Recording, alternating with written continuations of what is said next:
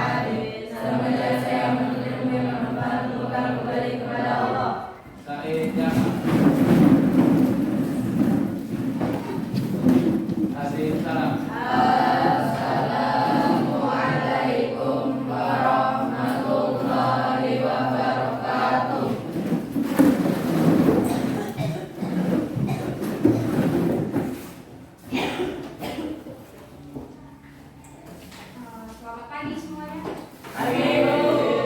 Apa kabarnya hari ini?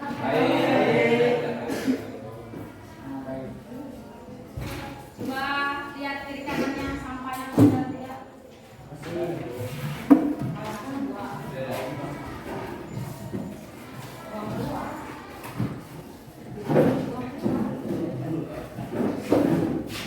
Bajunya masukkan. Sambil nunggu temannya merapikan bajunya ya. Siapa yang nggak masuk hari? Masuk semua ya.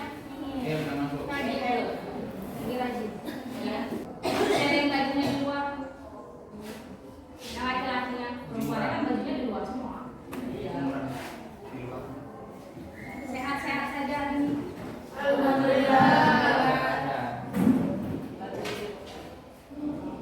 Oke, baiklah. Assalamualaikum warahmatullahi wabarakatuh. Hari ini kita akan melanjutkan materi kita minggu kemarin, di mana tentang pemanfaatan dan pengelolaan sumber daya alam.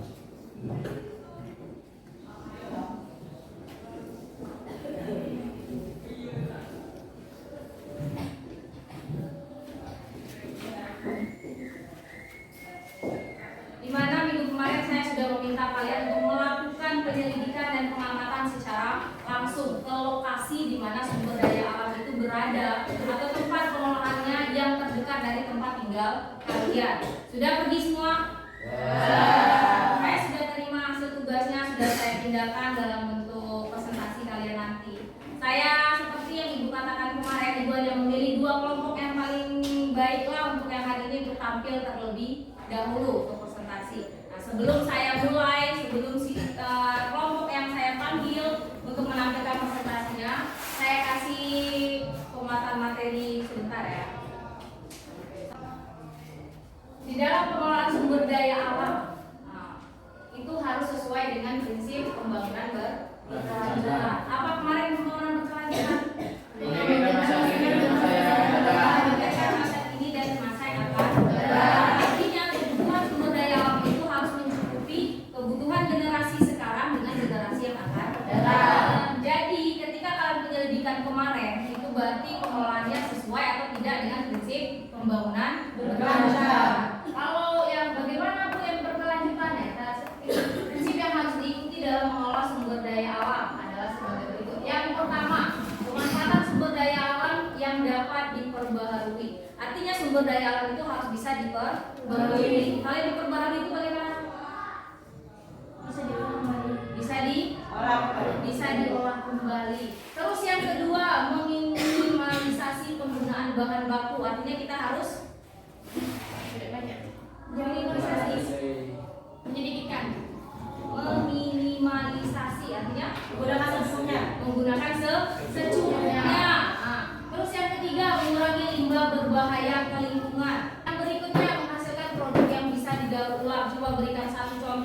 Produk yang bisa didaur ulang.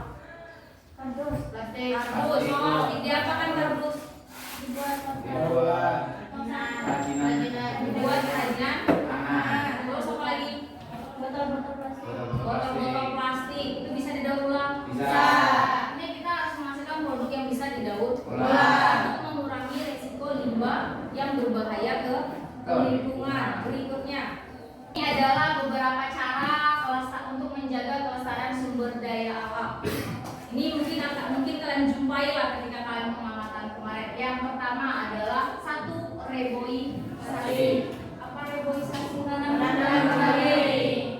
Apa yang dilakukan? Kalian pernah mendengar ada penggalakan menanam 1000 pohon? Menanam 1000 pohon. Itu gunanya untuk apa? Untuk menjaga kelestarian sumber daya. Artinya anak banyak hutan dibagi 3. Kemarin hutan produksi kan wajib ditanam kembali. Makanya ketika hutan rusak itu wajib untuk dilakukan namanya reboisasi. Yang apa gunanya sentral? Biar nggak longsor. Artinya untuk menjaga ketahanan tanah di daerah miring itu supaya dia tidak mudah longsor. Biasanya sistem penanaman sawah dan hanya kalian temukan di daerah dataran tinggi, di daerah kita. Kalau kita daerah Tamandu ya banyaknya, kalau sini nggak ada. Kayaknya datang semua. Yang berikutnya adalah pengembangan daerah aliran sungai. Diapakan sungainya? Dibersihkan. Kenapa sungai dibersihkan? Agar tidak tercemar. Oke, agar tidak tercemar. Ya, salah satunya dengan cara membersihkan sungai, karena akibat penambangan biasanya sungai itu menjadi lebih dangkal. Yang terakhir, konservasi lahan terdegradasi dan lahan kritis. Apa terdegradasi?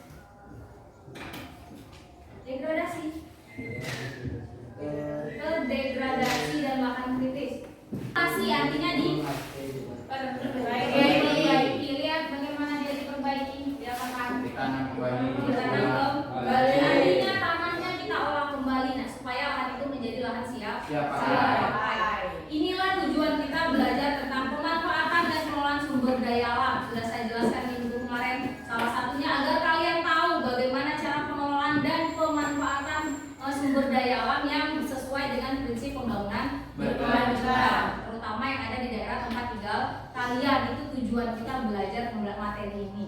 Sebelum kita mulai, saya sampaikan bahwa di akhir pelajaran kita nanti saya akan mengadakan penilaian uji kompetisi atau penilaian pengetahuan. Ada beberapa soal yang sudah saya siapkan yang nanti akan kalian jawab di bagian penutup kita nanti, di bagian terakhir setelah teman-teman kalian presentasi. Ada pertanyaan sampai di sini? Oke, saya sudah memilih kelompoknya. Kelompok yang akan maju dari 4 kelompok. Kita 4 kelompok ya. Oke, dari keempat kelompok ini, di mana mereka sudah mengambil daerah pemanfaatan sumber daya alamnya yang berbeda-beda, yang paling dekat dengan tempat tinggalnya. Yang saya pilih yang pertama adalah kelompok pertambangan. Sebelum kita mulai, silakan kalian duduk di kelompoknya masing-masing. Tambang batu bara yang mau tampil. Tolong perhatikan ke depan. Jangan melakukan aktivitas selain memperhatikan temannya yang sedang presentasi. Untuk tim yang lainnya, silakan siap-siap kalau nanti ada kelompok yang mau bertanya atau menyanggah dari jawaban yang sudah kalian siapkan. Mungkin nanti ada pertanyaan-pertanyaan yang akan ditanyakan oleh mereka. Assalamualaikum warahmatullahi wabarakatuh. Kami dari kelompok 2 yakni SDA Penambangan, di mana kami akan mengambil tema pengelolaan batu bara. Baiklah, saya akan memperkenalkan nama-nama kelompok saya. Saya sendiri selaku moderator yaitu Rani Sulistiawati dan teman saya Dian Syafai Siti, serta teman saya yang lain yaitu Najwa Rizky Pratami dan Yusri Fauzi. Baiklah teman-teman, kami akan mempresentasikan hasil kerja kelompok kami yang akan disampaikan oleh saudara Fajar. Padanya saya bersilakan.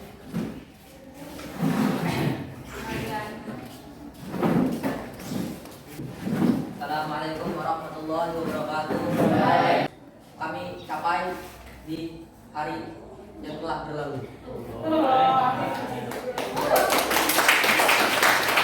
Sumber daya alam.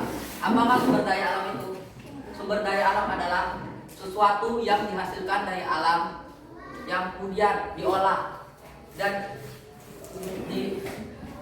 kemudian diolah sebagai untuk memenuhi kebutuhan hidup manusia. Sumber daya alamnya itu ada dua. Pertama, yaitu sumber daya alam yang bisa diperbarui dan sumber daya alam yang tidak bisa diperbarui. Sumber daya alam yang bisa diperbarui yaitu seperti tanaman, perikanan, dan peternakan. Yang tidak bisa diperbarui yaitu contohnya pertambangan. Itu kami memilih tambang batubara. Yang dimana tambang batubara ini yang terbesar di Indonesia. Pertambangan yang paling banyak di Indonesia yaitu tambang batubara. Apa sih tambang batubara itu sendiri? Tambang batubara adalah batuan fosil atau tanaman, hewan yang tertimbun selama bertahun-tahun di dasar tanah dan akhirnya menjadi batubara. Batubara bisa digunakan untuk perindustrian, untuk alat bahan bakar, transportasi, dan lain-lain. Ciri-ciri batubara. Ciri-ciri batubara yang pertama adalah keras, bentuknya itu keras, kompak. Ketiga, warnanya sangat pekat hitam. Dan ini adalah contoh pengolahan batubara.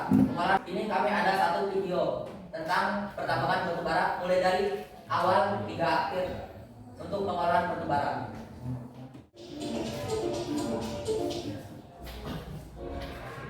Nah, ini proses penyidikannya. Karena yang diproses ini akan didapatkan batubara. Dari sinilah kita mendapatkan apakah di daerah sekitar ada apa tidak ada batubara dan letaknya apakah sesuai dengan yang diinginkan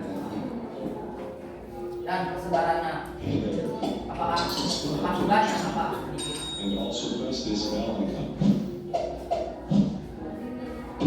Eksploitasi Nah, di mana ini adalah penggusuran lahan agar bisa menjauh daerah sekitar untuk tempat tambang batubara. Ini mulai bagian pengurukan tanah agar bisa mendapatkan batubara tersebut. Ini adalah lapisan bawah di mana di sana terdapat batubara yang dalamnya hingga puluhan meter agar bisa mendapatkan batubara yang kualitasnya bagus. Tempat pengambilannya sangat jauh. Sudah dikirim ke kapal, maka dikirim ke negara-negara yang membutuhkan.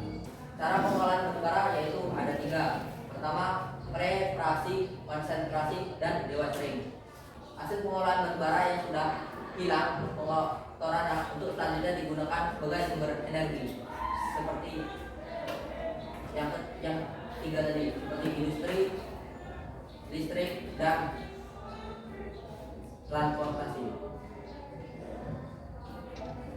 Ini adalah meningkatkan devisa negara, yaitu meningkatkan keuangan negara. Kedua adalah orang yang tidak mempunyai pekerjaan di sekitar itu yang nganggur itu akan mendapatkan pekerjaan dengan mudah dengan bekerja sebagai penambang batubara. Dan ketiga adalah para masyarakat di sekitar daerah tambang batubara itu sangat mudah sekali mendapatkan pekerjaan, yaitu dengan menambang batubara di sekitar itu. Karena petambang batubara itu sangat membutuhkan banyak pekerja. Setelah kami melakukan pengamatan, dapat disimpulkan ternyata tidak sesuai dengan pembangunan berkelanjutan karena dapat merusak lingkungan. Kenapa dapat merusak lingkungan? Karena di mana tempat penambangan batubara, disitulah ekosistem dan sekitarnya itu rusak.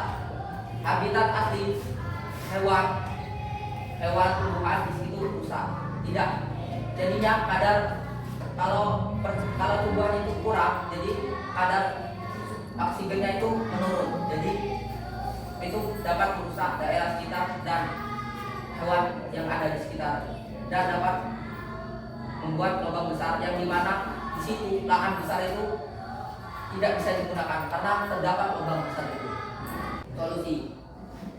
Nah, ini adalah solusi pengolahan sisa tambang kegiatan perusahaan. Solusi tambang batubara yaitu ada dua, yaitu menghindari zona lindung dan konservasi dan melakukan pengecekan berkala atau monitoring. Itu ada dua solusinya dalam pertambangan batubara yang kami di Itulah hasil dari yang disampaikan oleh saudara Kajang tadi. Untuk selanjutnya ada yang mau bertanya? Silakan. Bagaimana caranya menghindari lokasi penambangan Pertanyaannya, konservasi?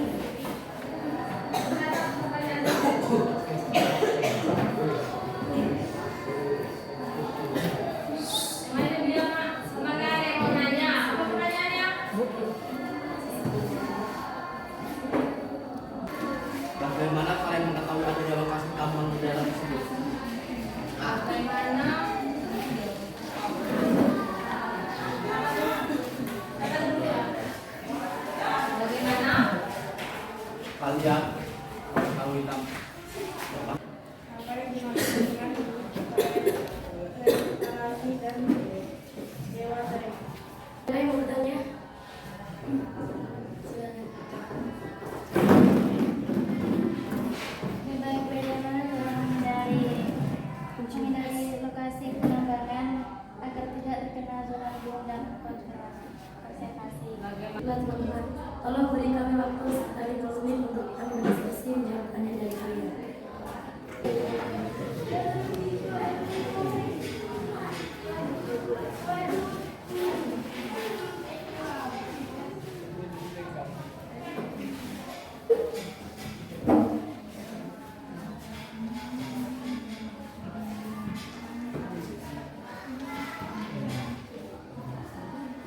Baiklah, dari hasil diskusi kami tadi, pertanyaan pertama akan disampaikan oleh saudara Kajang. Sebelumnya saya persilakan. Bagaimana kita bisa mengetahui adanya lokasi tambang batubara? Ya. Kita bisa mengetahui dengan cara yang ada di video tadi, yaitu dengan kegiatan geologi, yaitu dengan pendidikan yang ada di sekitar, dan kita langsung survei ke tempat tersebut, kita melakukan pengeboran dan penelitian di daerah tersebut, apakah ada, apakah tidak, apakah di daerah situ memang besar potensi batubaranya atau sedikit, dan wilayah apakah di wilayah sekitar itu banyak batubaranya, dan apakah daerah tersebut bagus untuk bertambah batubara dengan melakukan pencarian, yaitu kegiatan pendidikan geologi. Itu caranya.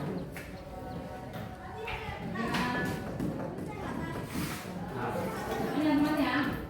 Bagaimana jawabannya?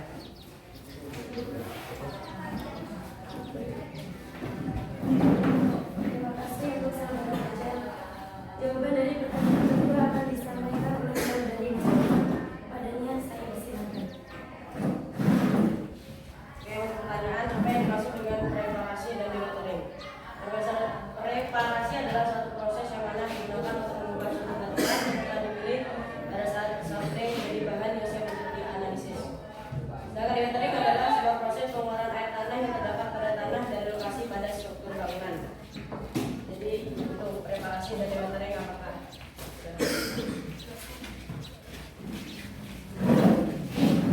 Terima kasih untuk saudari Nisa. Jawaban dari pertanyaan ketiga akan disampaikan oleh saudara Nisa. Padanya saya persilakan.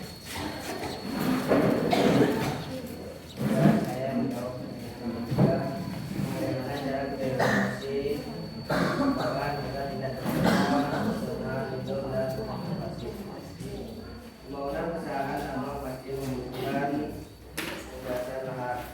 Karena itu perusahaan akan dilakukan untuk memperhatikan lokasi tambangan. Hal ini juga menghindari dari merusak kondisi lingkungan yang bisa berimbas pada eksistensi flora dan juga fauna. Ada Ada yang di sana? Usaha juga memiliki tanggung jawab penuh terhadap pelestarian dan keselamatan flora dan juga fauna yang ada di lingkungan. Jangan sampai kegiatan operasional tambang malah merusak ekosistem yang ada. Terima kasih untuk saudara-saudara. Itulah teman-teman jawaban dari pertanyaan kalian tadi. Selanjutnya adakah yang memberi kritik atau saran dari penjelasan kelompok kami tadi? Silakan. Jika ada kritikan kata teman kalian, silakan. Alangkah baiknya ketika kami memberi pertanyaan langsung dijawab saja, tidak perlu menggunakan waktu. Terima kasih. Terima kasih dan mohon maaf sebelumnya. Untuk kedepannya kami akan mencoba lebih baik lagi. Itulah sekian dari kami. Kurang dan lebihnya kami mohon maaf. Wabillahi taufiq wal hidayah. Wassalamualaikum warahmatullahi wabarakatuh.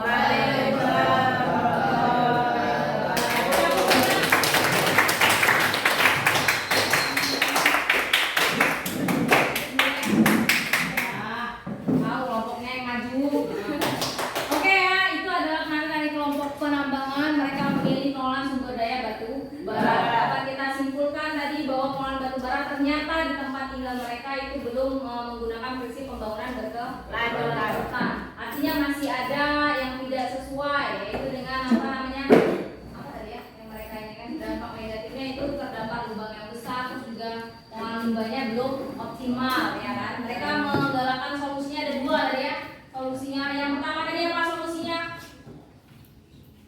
Solusi yang pertama apa tadi? Melakukan monitoring secara berkala. Terus yang kedua menghindari wilayah konservasi. Nah, itu yang harus dihindari terlebih dahulu. Jadi kita tuh harus wilayah konservasi berarti untuk melindungi flora dan fauna supaya tidak cepat punah. Jadi memikirkan pembangunan berkelanjutan. Oke, terima kasih untuk kelompok penambangan. Berikutnya kelompok siapa lagi? Pelajaran saya akan adakan uji pengetahuan. Jadi perhatikan baik-baik. Silakan. Assalamualaikum warahmatullahi wabarakatuh.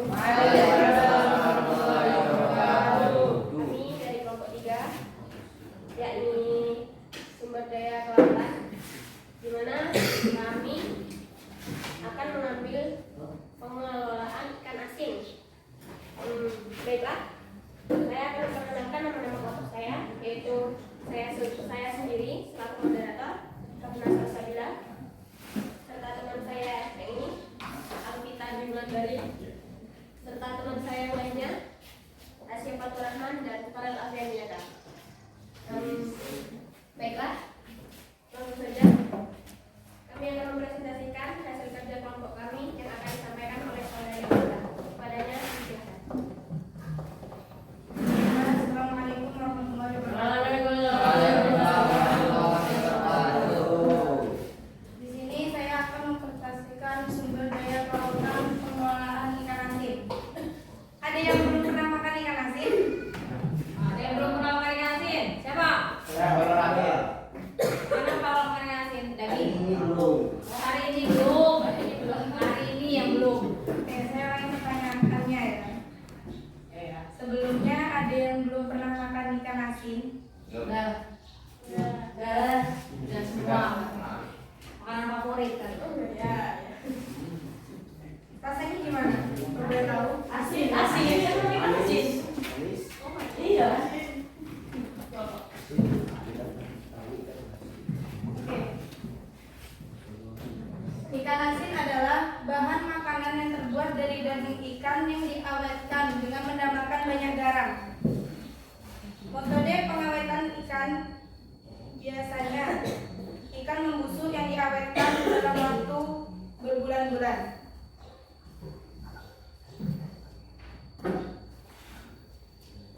Di sini kita mengetahui ya cara pengelolaan ikan asin. Ini cara penjemuran ikan asin. Saya akan menampilkan video cara pengelolaan ikan asin.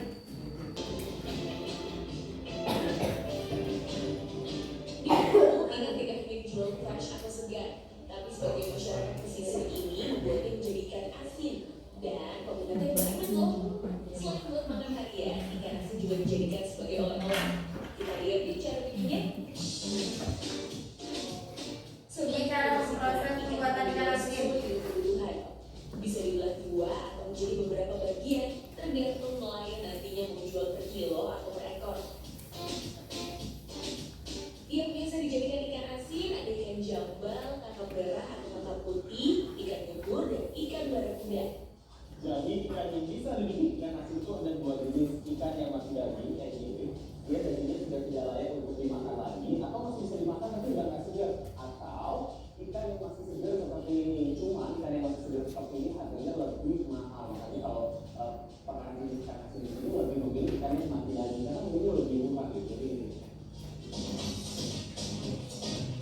Ciri ikan segar lainnya kalau dipanggang dagingnya masih keras atau kenyal. Sementara kalau sudah keluar bagus, dagingnya lembek dan lebih pucat warnanya. Emang bagi doa yang ikan ini juga harus bersih, harus steril. Makanya si bapak jualnya apa gimana? Kali dia sudah ready pak. Tapi memang harus bersih banget ya pemirsa, karena sedikit aja kotoran yang tersisa bisa membuat ikannya menjadi rusak saat diasinkan nanti. Nah, untuk mendapatkan ini di dalam box juga harus diperhatikan nih. Si ikan jangan tertekuk ya, karena hasil akhirnya bakalan jelek dan pengasinan menjadi tidak sempurna. Sebenarnya penghasilan itu sudah ada sejak abad ke-17, bahkan produksi ikan COD sendiri sudah ada sejak 500 tahun yang lalu, tapi tidak ada di Islandia.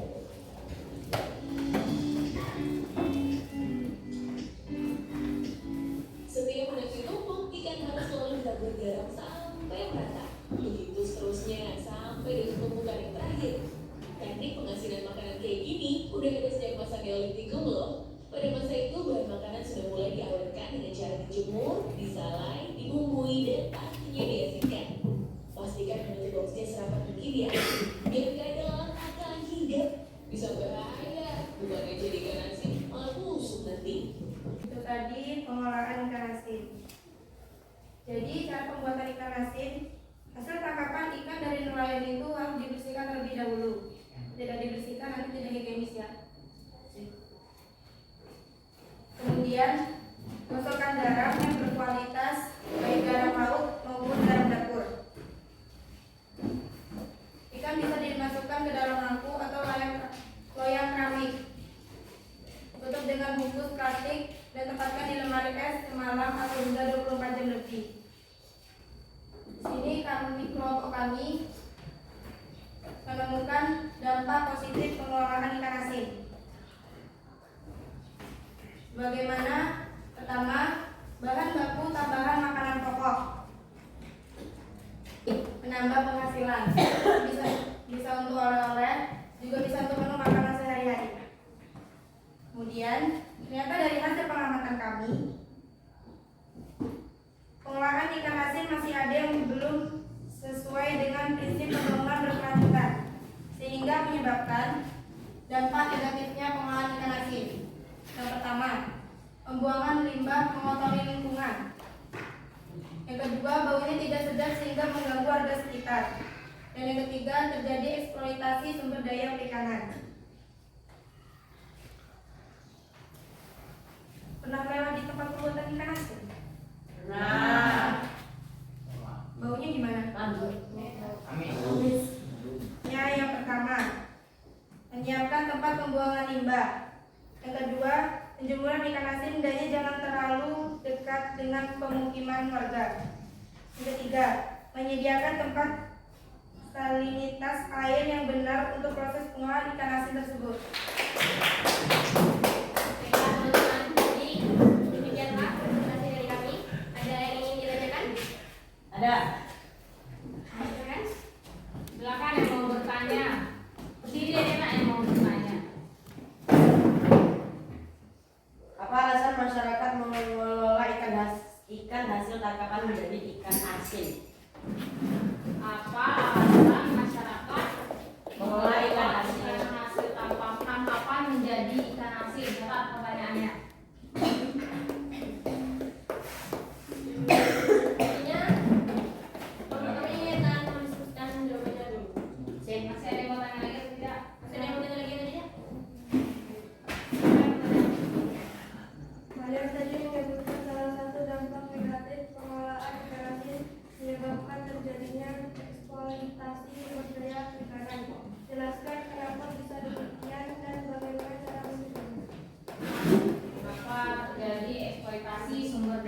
perikanan dan bagaimana cara mengatasinya.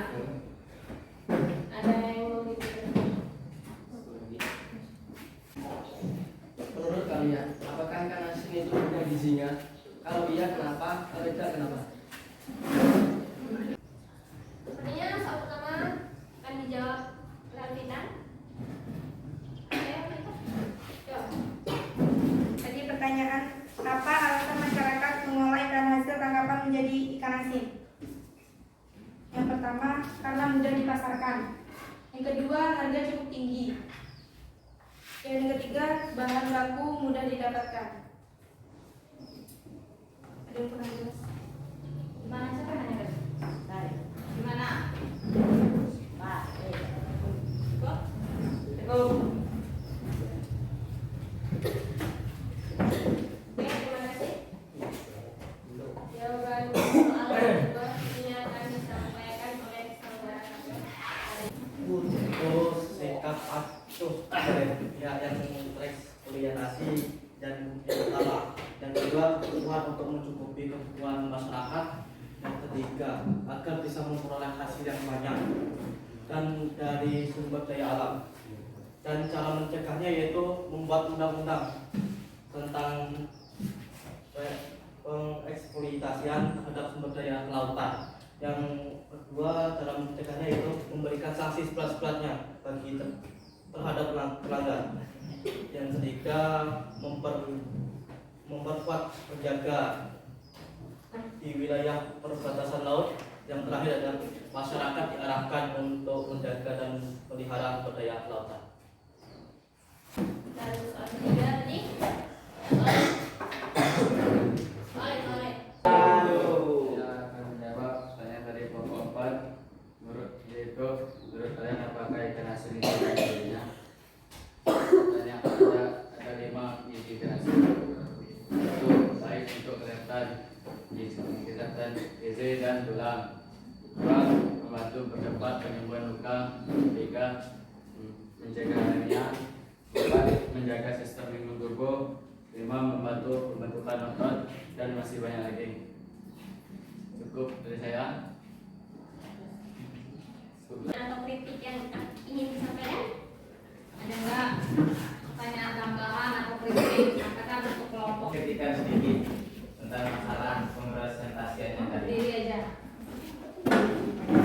Ya, temannya kedengaran.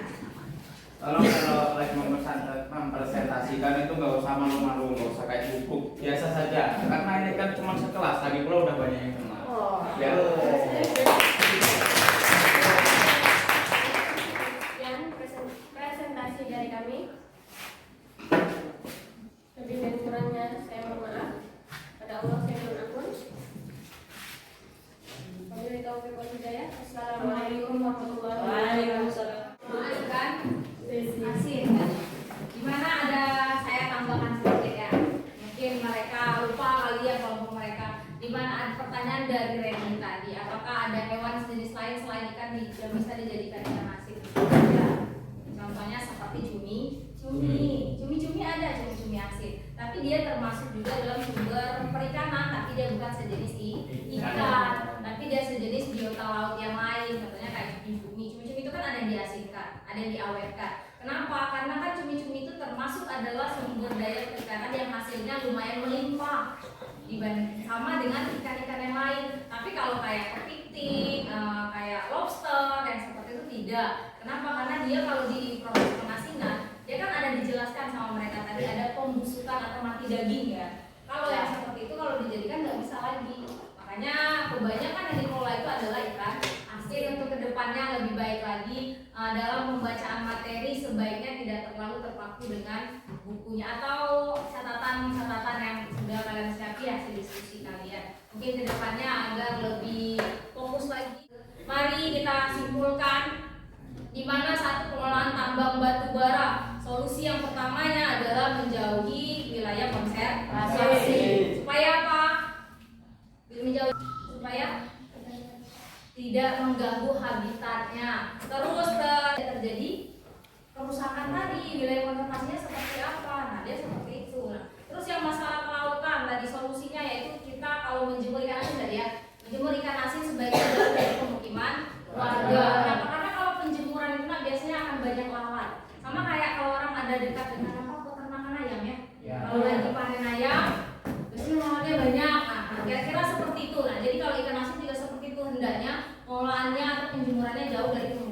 warga. Terakhir menyediakan salinitas yang baik untuk pengelolaan sumber daya tersebut. Artinya kenapa saya memilih dua kelompok ini? Nah, satu, Bengkulu adalah salah satu daerah penghasil tambang batu bara. Makanya saya memilih kelompok ini yang maju. Saya kasih tahu alasannya. Terus kita juga penyumbang devisa negara terbesar dalam sistem penambangan batu bara. Karena bisa lihat kan batu bara kita banyak di Bengkulu kan tambangnya. Terus kenapa saya memilih sumber daya kelautan? Karena kita tahu kita berada di pantai pesisir barat Sumatera, di mana kita adalah salah satu penghasil ikan terbesar. Yang sama seperti teman-teman tadi nanya, siapa yang belum pernah makan ikan asin? Tidak ada kan? Berarti semuanya sudah pernah makan ikan asin, kecuali hari ini kalau saya tadi belum makan. Berarti mungkin nanti. Itu kenapa saya memilih dua kelompok itu. Nah, untuk dua kelompok berikutnya, mungkin kita akan di pertemuan yang berikutnya. Oke, terima kasih untuk kelompok hari ini. Seperti janji saya tadi, saya akan melakukan uji pengetahuan kepada kalian sebelum saya tutup pelajaran ini. Silakan tutup semua bukunya.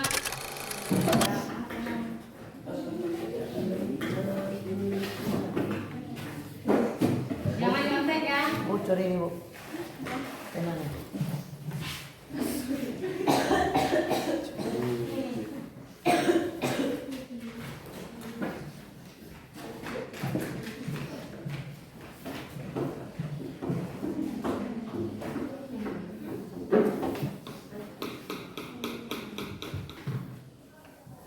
Videonya ditutup.